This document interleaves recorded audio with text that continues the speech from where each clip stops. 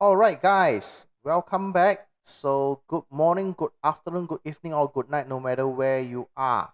So, here I'm going to show you how we're going to determine the trend, okay, using higher high, higher low. Not only that, we have a beautiful QML level and a beautiful QML level setup, okay.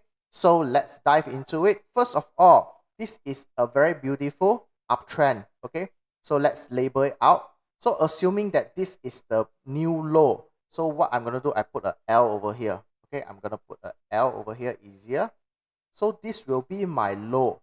Then what happened is that when the price goes to the top and then came down, so this is qualified for my high over here. This is my high. Okay, then suddenly the price goes back up. As long when the rejection of this price does not go beyond the previous low, we qualified this as a higher low. All right.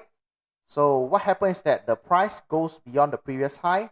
So it has become the new higher high. All right.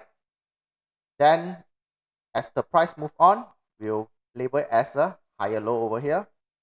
Hopefully you understand why I label it higher low and higher high over here. Okay. Then again, higher low over here. Okay. So this is a beautiful uptrend. Okay. This is what we call as a bullish, beautiful uptrend.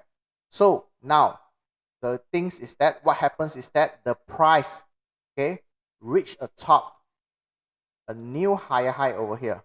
This is the new higher high. Then suddenly the price came down and broke the level over here. You can see it broke the level over here.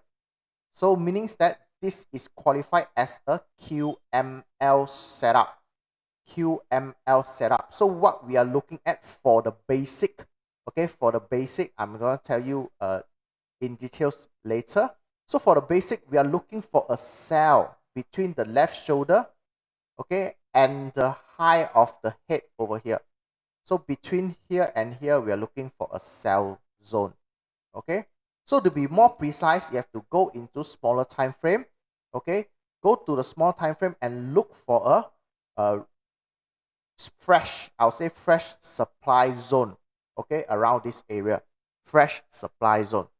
So if you look properly at the price after it reached this area, rejection, what happens is that it's forming lower low, okay, because this low is lower, a bit lower, yeah, it's a bit lower than the previous low. Then there is a lower high and the price keep falling and making lower low and lower high. All right. So if you see the price, this is what we call as a price action, and the price obey this movement. So here we have a bearish movement, up downtrend. It's a downtrend. So not only that, this setup, this particular setup is something that we call as a QML quick retest. Okay, this is a QML quick retest. Put it there, QML. Okay, this shoulder is called QML. Okay, this shoulder is left shoulder is QML, and this setup is a QML quick retest. Why is a quick retest? If you look properly, the range between the range of the days or the hour between the left shoulder and the right shoulder is very, very similar. Okay, it's almost the same. Sometimes it might be 2 times, but it's still almost considered almost the same. So this is what we call as a quick retest, QML, quasimodo quick retest. All right. So hopefully you guys understand a bit about here. As long when the price came down, okay, it broke the previous low because this particular movement, I'm going to change the color to darker. Okay, this particular movement, okay, is over the previous high and lower than the previous low. All right, so this is another it contains of a high high and a lower low. So this particular movement is a QML setup.